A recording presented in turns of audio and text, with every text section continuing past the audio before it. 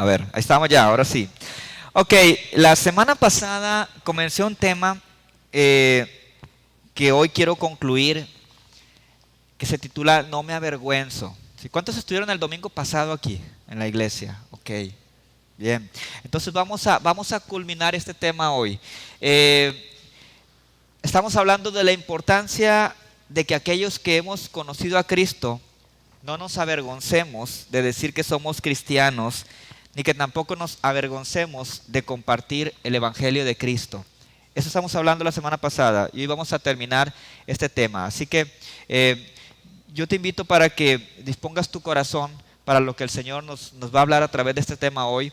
El autor Jerry Cross, escritor, la semana pasada les compartía lo que él escribía y él decía que el Evangelio no es solo una puerta por la que pasamos una vez, sino un camino por el que debemos andar cada día de nuestras vidas. Eso es lo que escribe Jerry Cross y eso es real. El Evangelio es parte de nosotros ahora como cristianos, ¿verdad? Estamos aquí gracias al Evangelio de Cristo, gracias a que Cristo murió en la cruz por nosotros y resucitó al tercer día. Entonces, el llamado de Dios para nosotros como sus hijos, como su iglesia, como su pueblo, es para que compartamos su mensaje. Dios nos llamó para que extendamos lo que hemos recibido, ese mensaje que ha cambiado nuestras vidas, ese mensaje que nos ha dado paz y ese mensaje que hoy nos produce o ha producido en nosotros una esperanza, la esperanza que tenemos. Dios no nos llamó para que terminemos escondidos, dejando que las personas a nuestro alrededor mueran sin conocer a Jesús. Dios no nos llamó para escondernos, Dios nos llamó para que saliéramos y compartiéramos de lo que Dios nos ha dado a nosotros. Ese es el llamado de Dios para nosotros. Y yo les compartí la semana pasada que de repente encontramos en este mundo donde hay tantos ideales y tantas formas de pensar fluyendo en la sociedad, encontramos a personas que son apasionadas para defender sus ideales. Personas que no les puedes tocar un tema porque te los echas encima, ¿verdad?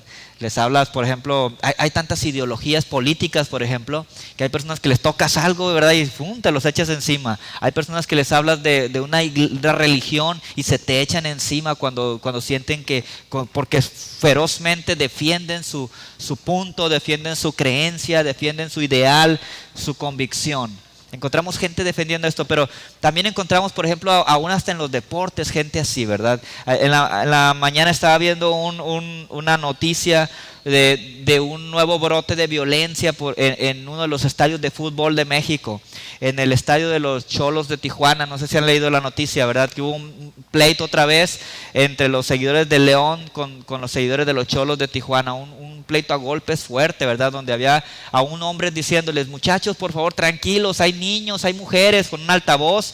No escuchaban razones, estaban peleando ferozmente y golpeando, había gente tirada en el piso ahí, ¿verdad? Un nuevo brote de violencia de los muchos que ha habido en los estadios de México, pero no solo de fútbol, también en otros tipos de deportes, en estadios de béisbol, en estadios de voleibol, canchas de voleibol, lugares donde hay conciertos o gente peleando, y muchas veces es en estos defendiendo su afición por un equipo en el caso del deporte, o defendiendo su ideología, ya sea política, ya sea de las nuevas corrientes de pensamiento que hay en el mundo, gente defendiendo fuertemente su creencia. Y a veces yo no puedo evitar decir o pensar que ¿cómo sería si todos los cristianos, el pueblo de Dios, defendiéramos con esa pasión el Evangelio de Cristo? ¿Cómo sería esto? ¿Cómo sería? Si así como defendemos a nuestro equipo, que estamos hasta dispuestos a perder una amistad o hasta llegar a los empujones con alguien por defender al equipo, como lo hacen hoy mucha gente, o si así como muchos defienden sus ideologías de la sociedad, o políticas o religiosas, o lo que sea, ¿verdad? Pero realmente no defendiéramos una religión, que defendiéramos el Evangelio de Jesucristo. ¿Cómo sería esto?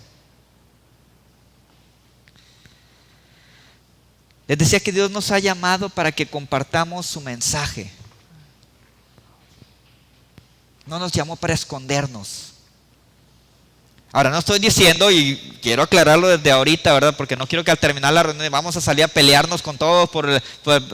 No estoy hablando de esto, estoy hablando de lo que dice la palabra de Dios, que estemos preparados para presentar defensa a todo aquel que nos la demande. Y para proclamar el Evangelio de Cristo no tenemos que presionar y obligar a la gente.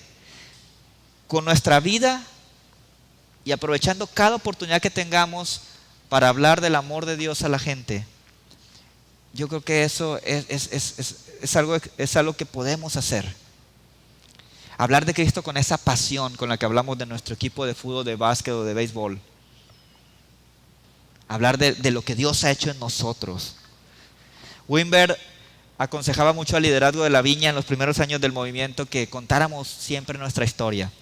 Y cuando nos volviéramos a ver, cuenta tu historia y cuenta tu historia. Cuenta lo que Dios ha hecho por ti. Eso es testificar. Cuenta tu historia. Que contemos nuestra historia y que cuando nosotros tengamos la oportunidad de orar a Dios, lo hagamos con esa pasión que Dios merece. Tuve un grato...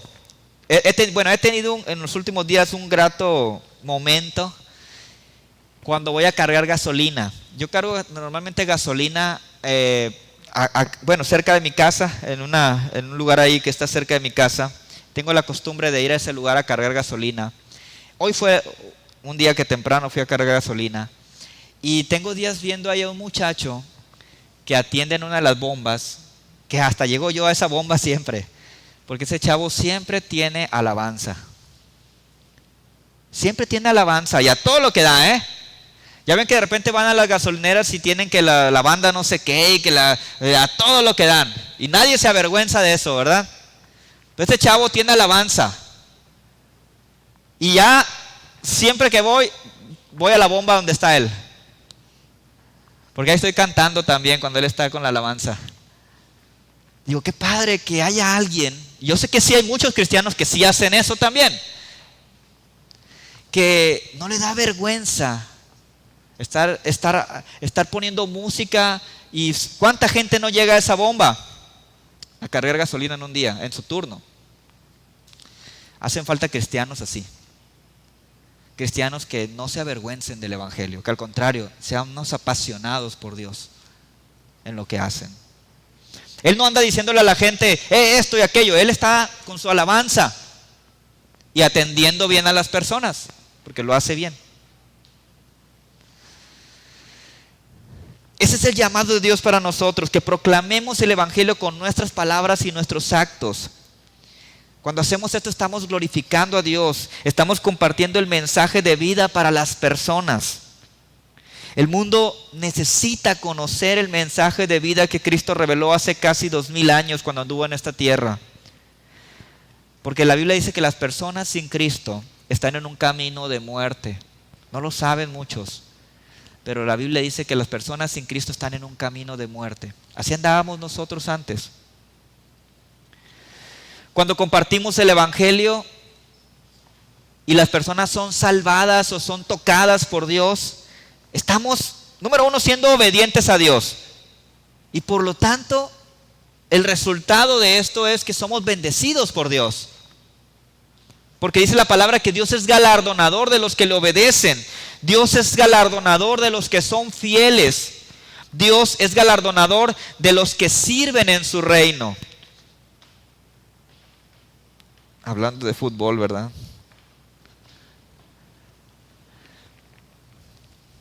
Ahora, lo triste es que muchos cristianos, en vez de compartir el Evangelio, se avergüenzan, se esconden o simplemente se deslizan en el mundo sin ser agentes de cambio.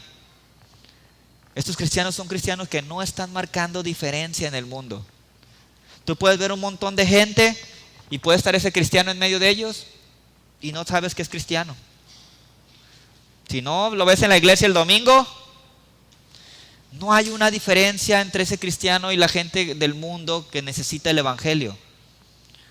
Porque algunos se esconden entre ellos, se camuflajean entre ellos, se comportan igual que ellos. Dicen las mismas palabras, participan de las mismas pláticas, hacen las mismas cosas. No están haciendo diferencia en el mundo. La semana pasada definíamos que el evangelio son las buenas noticias de Dios para los que sufren. El evangelio son las buenas noticias de Dios para el que siente un vacío en su corazón. El evangelio son las nuevas noticias, las buenas noticias de Dios para los que necesitan ser rescatados. El evangelio es la buena noticia de Dios para el que necesita ser sanado. El evangelio son las buenas noticias para los que necesitan ser salvados. Y en el mundo hay mucha gente que necesita ser rescatada, ser salvada, ser sanada en este tiempo. Frecuentemente podemos ver que la gente, aunque diga que no verbalmente, aunque muchos aún rechacen la palabra de Dios, necesitan buenas noticias de Dios. Y tarde o temprano van a necesitar escuchar esas noticias. Hay veces que hay amigos que me comparten que sus compañeros les dan carrilla porque son cristianos, porque les dijeron, descubrieron que son cristianos, les empiezan a dar carrilla, se burlan de ellos, le dicen el aleluya, el hermanito, el arrepentido y no sé qué tantos. Me acuerdo que a mí me decían Sor Beltrán, creo que me decían en la escuela, me daban carrilla, Sor Sergio Beltrán, algo así. Y yo me reía también de lo que me decían. Entonces nos ponen cada apodo, ¿verdad? Pero ¿sabes qué pasa? Que cuando tienen problemas, cuando no hayan la puerta, ¿a quién buscan?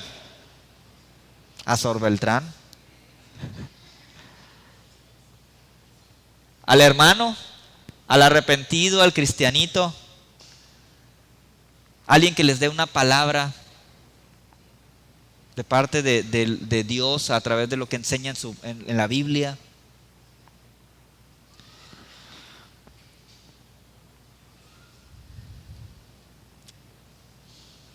Porque la gente necesita buenas noticias.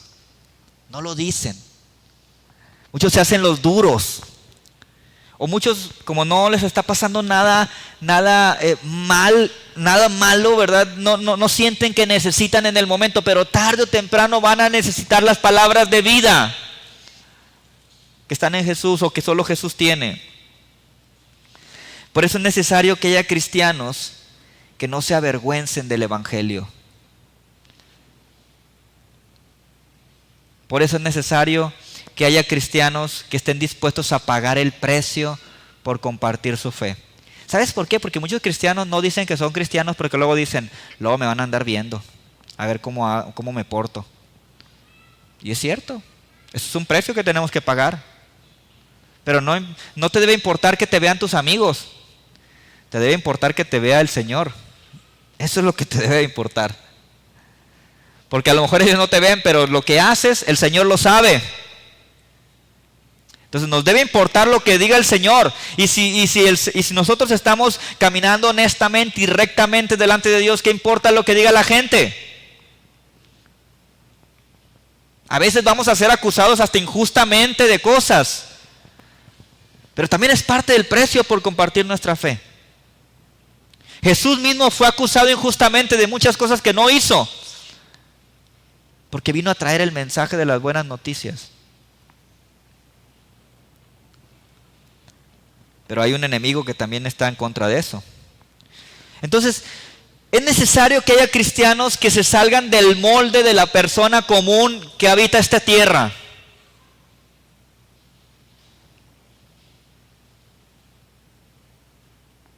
Alguien decía, si la iglesia, porque hablaban de iglesias que tienen muchas prácticas que no diferencian sus prácticas de lo que hacen allá afuera los mundanos o los del mundo. Y decía, si la iglesia es igual que allá afuera, pues me voy afuera. Porque yo vengo a la iglesia buscando una diferencia. La iglesia necesita ser un lugar que ofrezca algo diferente a lo que ofrece el mundo. ¿Y qué es lo que tenemos para ofrecerle a la gente? ¿Qué tenemos para ofrecerle a la gente? El mensaje de que hay un Salvador que puede cambiar su vida. El mensaje de que en Cristo hay perdón de pecados. El mensaje de que en Cristo hay sanidad para el enfermo. El mensaje de que en Cristo hay libertad a los cautivos. El mensaje de que en Cristo Dios ha preparado cosas buenas para sus hijos. Y eso no lo puede ofrecer el mundo.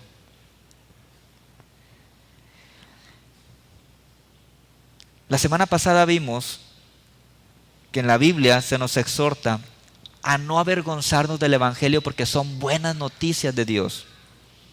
El apóstol Pablo en la carta a los romanos les exhorta a los romanos a no avergonzarse del Evangelio. Y esta exhortación es para la iglesia de este tiempo también, es para nosotros en este tiempo. Romanos 1, 16 y 17 dice: no me avergüenzo del Evangelio, dice el apóstol Pablo, porque es poder de Dios para salvación de todo aquel que cree, del judío primeramente y también del griego. Pues en el Evangelio la justicia de Dios se revela por fe y para fe, como está escrito: mas el justo por fe, ¿qué dice ahí? Vivirá, ¿verdad? El justo por fe vivirá. Pablo declara con gran orgullo y con gran convicción que no se avergüenza del Evangelio. Soy cristiano, ¿verdad? Soy seguidor de Jesucristo, a mucha honra. Estoy contento de decir que soy cristiano. Por eso cuando alguien se va a bautizar, yo les digo, es que el bautismo no es que vas a salir de ahí y ya vas a ser más o menos de lo que ya eras. Tú eres otra persona cuando recibes a Jesucristo. Pero el bautismo es como que le estamos diciendo a toda la gente: hey, soy cristiano, a mucha honra, miren, vean, ya me estoy bautizando. Ese es el bautismo. Hay gente que dice: no, yo no me bautizo porque cuando me bautice voy a tener más compromiso. El compromiso lo tenemos desde que recibimos a Cristo. Desde que aceptamos a Cristo tenemos el compromiso. El bautismo es decir, no me avergüenzo del Evangelio. Al contrario, aquí estoy, soy cristiano. Y más cuando es en la playa. Porque hay mucha gente que no es cristiana y estamos públicamente testificando que somos cristianos y que no nos avergonzamos. Pablo declara con orgullo y convicción que no se avergüenza del Evangelio. Y vemos que la palabra de Dios nos dice: no te avergüences del Evangelio porque son buenas noticias de Dios. Los cristianos tenemos buenas noticias que la gente necesita oír en este tiempo. Nosotros tenemos el mensaje de la paz que la gente necesita. Nosotros tenemos el mensaje de vida que la gente necesita. Nosotros tenemos el mensaje de esperanza que la gente necesita hoy en día. Alguien decía por ahí que tener el Evangelio es como tener la cura por el cáncer o para el cáncer. ¿Qué deberíamos hacer si tuviéramos la cura para el cáncer? Compartirla para que no haya gente muriendo de cáncer.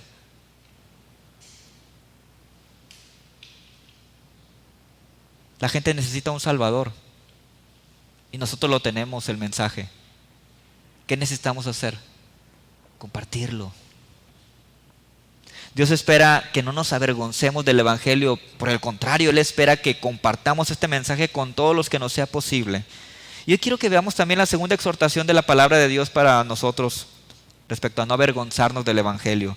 La Biblia dice: no te avergüences del Evangelio porque es poder de Dios para salvar. Pablo afirmó esto y me gustaría que veamos 4 hechos significativos en esta declaración del apóstol Pablo. La primera es que el Evangelio es poder de Dios. La palabra poder viene de la palabra griega dunamis, que significa el poder que da energía. Significa el poder que da fuerza. Es la energía y la fuerza que hay en Dios. Eso es el poder al que se refiere el apóstol Pablo aquí.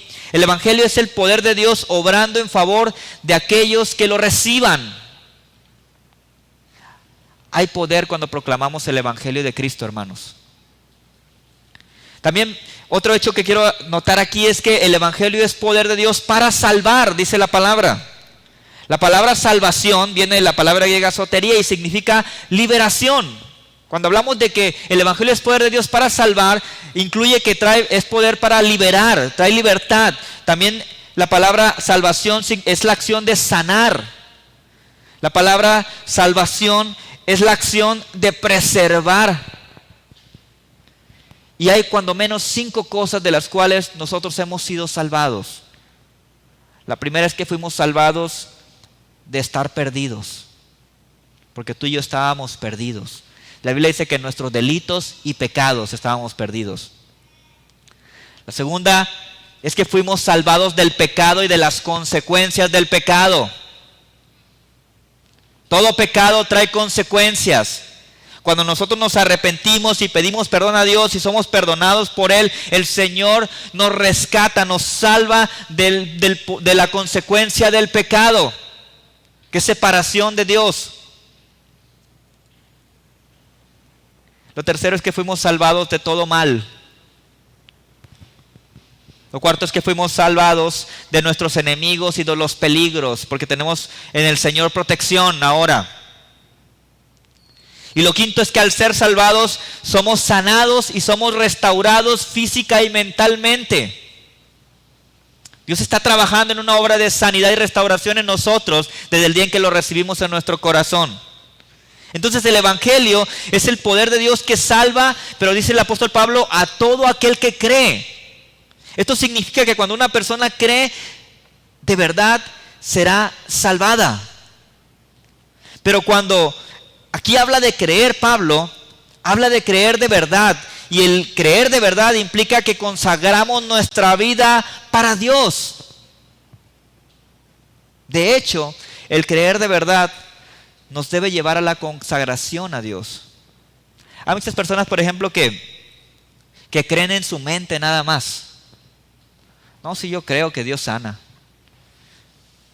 Creen en su mente. ¿Sabes cuándo se puede dar cuenta que solamente está creyendo en su mente? Cuando está enfermo y necesita creer o confiar en que Dios tiene el poder para sanarle. Sobre todo una enfermedad fuerte y grave. Ahí es donde nosotros nos damos cuenta qué tanto estamos creyendo que Dios tiene poder para sanar. Hay muchas personas que creen en su mente que Dios es mi proveedor. Aquí lo creen en su mente, ¿no? Y lo dicen, ¿verdad? No, sí, Dios es nuestro proveedor. Sí, Dios es el proveedor, amén, ¿verdad? El pastor dice Dios es el proveedor, el predicador, y amén, amén, amén, sí, amén. Pero cuando viene la crisis a la familia, andan todos ansiosos, estresados, no hayan qué hacer, hacen hasta cosas que no deben.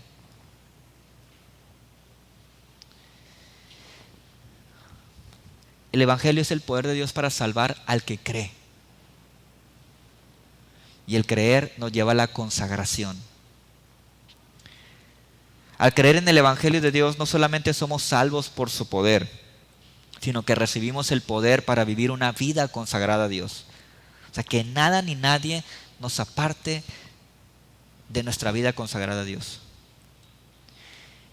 El Evangelio también, dice Pablo, es el poder de Dios que salva a las personas de todas las nacionalidades, porque si tú lees Romanos capítulo 10, versos 2 y 13, dice, porque no hay diferencia entre judío y griego, pues el mismo que es Señor de todos, es rico para con todos los que le invocan, porque todo aquel que invocare el nombre del Señor, será salvo.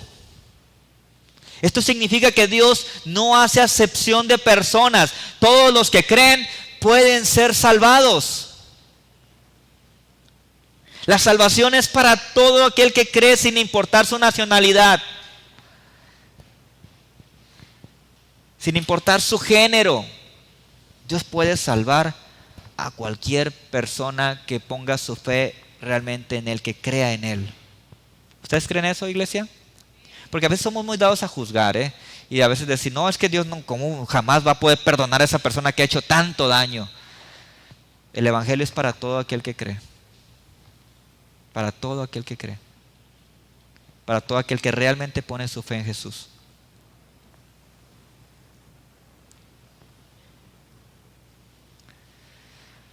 No importa su posición social. no importa su pasado. Dios es rico para salvar y dar vida a todo aquel que le invoca de corazón. Tal vez aquí hay personas que se han sentido así, indignos de Dios. Porque alguien te ha dicho que lo que tú has hecho es imperdonable. Es una palabra que muchos utilizan a veces, la palabra imperdonable. Pero ¿sabes qué? La palabra de Dios dice que Dios es rico en misericordia para salvarte. Y Él tiene el poder para darte vida. Pablo dice que todo aquel que invocar el nombre del Señor será salvo.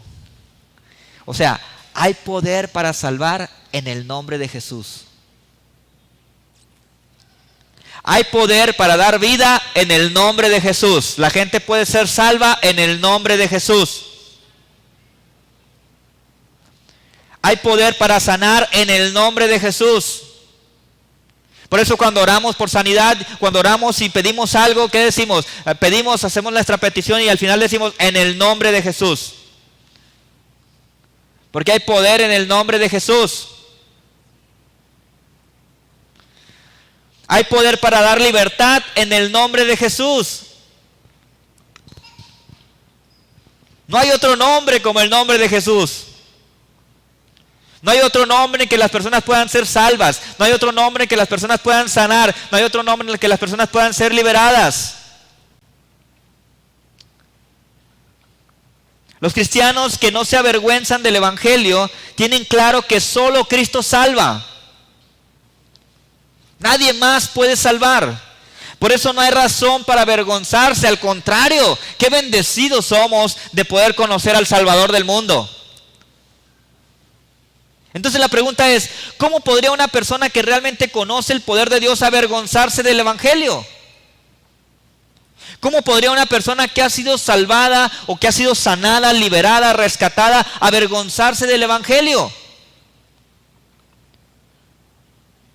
Quien ha experimentado y conoce el poder de Dios no se avergüenza, porque no hay poder más grande que el poder de Dios. No hay ciencia más poderosa que el poder de Dios.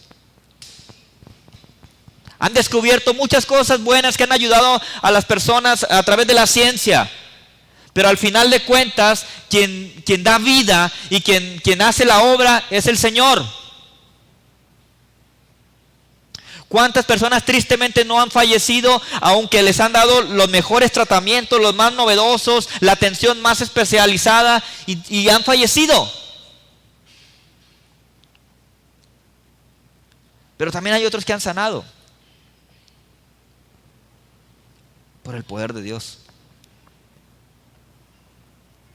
Si Cristo puede dar vida eterna, Cristo puede hacer cualquier cosa. ¿Cuántos lo creen?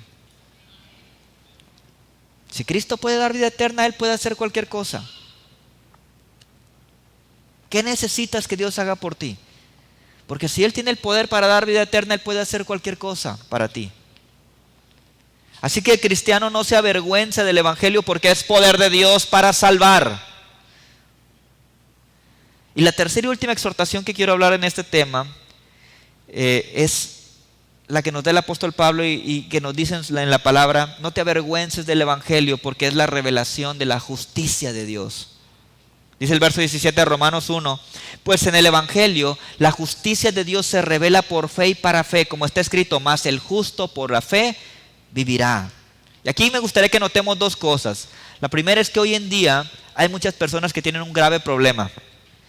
Hay personas que piensan que son justos. Muchos piensan que son lo suficientemente buenos y que hacen el bien necesario para ser aceptables ante Dios. La clásica, ¿verdad? Pues si yo no soy ladrón, no soy asesino, no he matado a nadie, yo soy bueno, yo soy buena persona. Una vez alguien me dijo: yo soy buena persona, yo no he matado a nadie. Malos los que asesinan, malos los que roban, malos los que le hacen daño a las mujeres o a los niños. Esos sí son malos. Yo soy bueno. Tengo mis defectitos, ¿verdad? Tengo mis errorcitos por ahí, pero soy bueno. Tengo buen corazón. Y así se justifican. Y se consideran justos, lo suficientemente buenos. Una vez alguien me dijo, es que yo creo que Dios tiene que ver las cosas buenas que he hecho. Tiene que tomarlo en cuenta.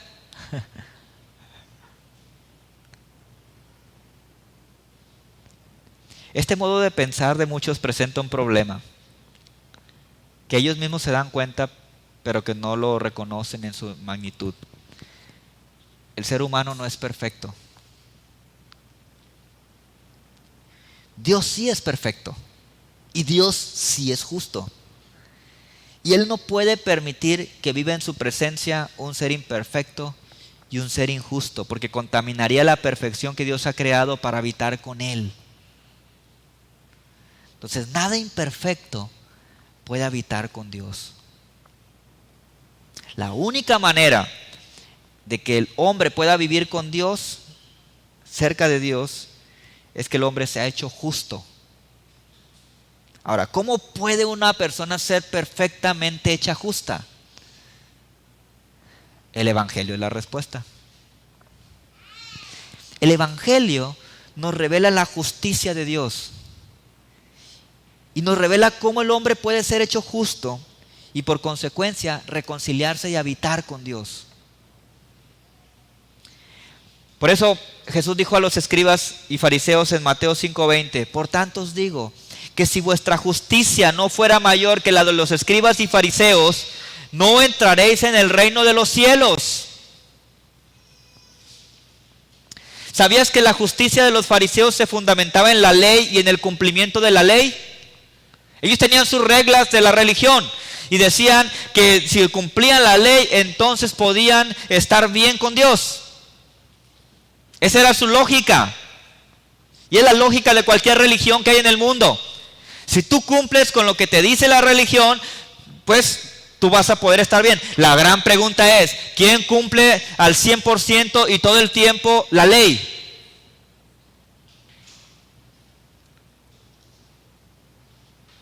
¿Quién cumple al 100% la ley?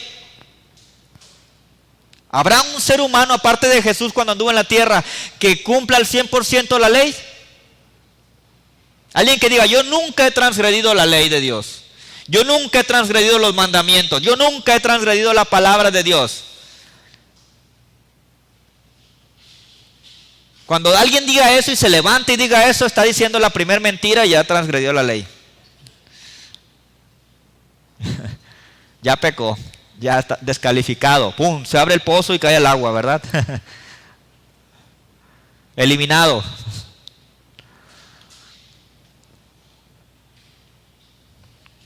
Eso creían los fariseos, que había que estar cumpliendo la ley, porque miren, para ellos las personas eran salvas solo si cumplían con todos los requerimientos de la ley. Obviamente, como les decía, no hay ningún ser humano que cumpla al 100% con la ley. Todos hemos transgredido la ley cuando menos una vez. Todos hemos quebrantado la ley cuando menos una vez. Entonces, si nos basamos en nuestra confianza en cumplir la ley para ser salvos, entonces ninguno de nosotros podría hacerlo porque todos hemos quebrantado la ley cuando menos una vez. Por eso Jesús dice que para ser salvos necesitamos la justicia que es mayor que la de los escribas y fariseos. Y esa justicia es la que recibimos a través del sacrificio de Cristo. Cristo pagó por nuestros pecados. Entonces, cuando nosotros tenemos que dar cuenta de nuestros pecados, ahora después de haber pedido perdón a Cristo, el Señor intercede por nosotros y dice, yo pagué en la cruz por Él. Y Él puso su confianza en mi sacrificio. Él creyó en mí, me entregó su vida, así que yo respondo por Él. Porque yo ya pagué por Él. Lo segundo que me gustaría que notemos aquí, hablando de la justicia la justicia de Dios, es que Pablo dice que la respuesta a los problemas del hombre en esta vida y en la venidera es la fe. Cuando una persona cree en el Evangelio, esto es que realmente cree que Jesucristo salva, Dios toma la fe de la persona y la cuenta por justicia. Ahora, no es que ahora nosotros somos justos, seguimos fallando.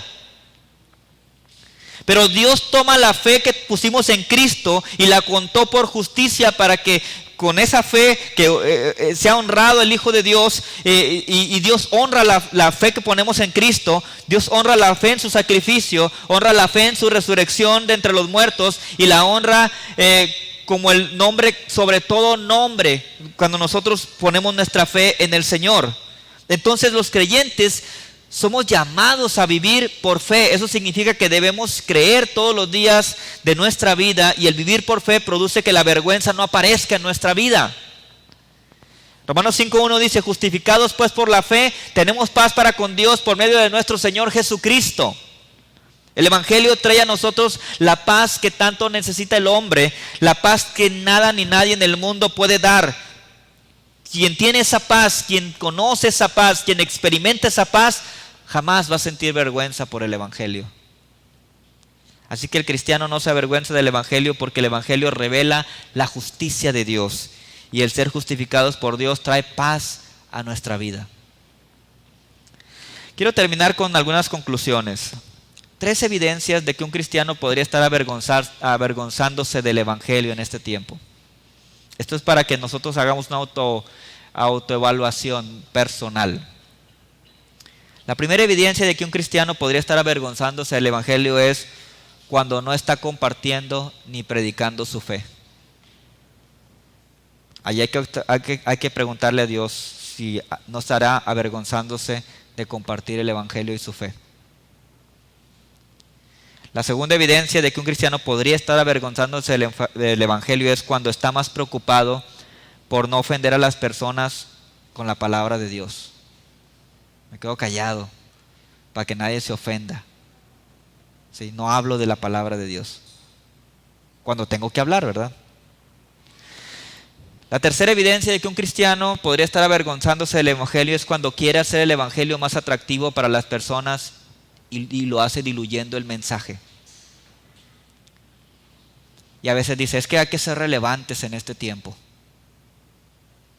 Y se amparan en la relevancia cultural para diluir el mensaje y hacerlo más atractivo a las personas. Algunos hasta quieren hacer la iglesia como un lugar que puede ir a gente del mundo sin notar una diferencia en lo que se hace ahí. Así que quiero terminar recordando, como terminamos la primera parte de este tema la semana pasada, lo hicimos leyendo la advertencia de Jesús a aquellos que se avergüenzan de Él y de su palabra en Mateo 10:33. Y Jesús dijo: y a cualquiera que me niegue delante de los hombres, yo también lo negaré delante de mi Padre que está en los cielos. La advertencia es para cualquiera, sin excepción. Y luego dice: cualquiera que le niegue. Hay varias formas en que podemos negar a Cristo nosotros. Podemos negar a Cristo con nuestras palabras, como lo hizo Pedro en aquella ocasión. Pero también podemos negar a Cristo cuando nos quedamos callados, cuando deberíamos de hablar del Evangelio. También podemos negar a Cristo cuando nuestras acciones no concuerdan con lo que Dios ha escrito para sus hijos y entonces las practicamos, dándole mala reputación al Evangelio de Cristo. Y la consecuencia que menciona Jesús es que el Señor también le negará delante de su Padre en el cielo. Porque tarde o temprano esa persona que negó a Cristo va a recurrir al Padre para pedirle algo. Puede ser ayuda o puede ser perdón. Y cuando el Padre vaya con Cristo, ¿verdad? Que es el que intercede, que está allá a la diestra del Padre. Cuando el Padre lo consulta y le diga: tú conoces a esa persona, ¿verdad? Que hoy está viniendo a pedir ayuda. Tal vez el Señor le va a decir: yo a él ni lo conozco. Él no es mi discípulo. Parece que tal vez es alguien que ha seguido de lejos, pero no ha comprometido su vida nunca. No ha puesto toda su fe y confianza en mí. Esta persona realmente no ha aceptado mi sacrificio en la cruz. Por eso se avergüenza de mí. Porque la vergüenza por el Evangelio es señal de una persona que no ha conocido realmente a Cristo. La vergüenza por el Evangelio es señal de una persona que no tiene puesta toda su fe en Cristo. La vergüenza por el Evangelio es señal de una persona que no tiene convicciones respecto a Cristo y lo que Él quiere para nosotros. Por eso se avergüenzan del Evangelio.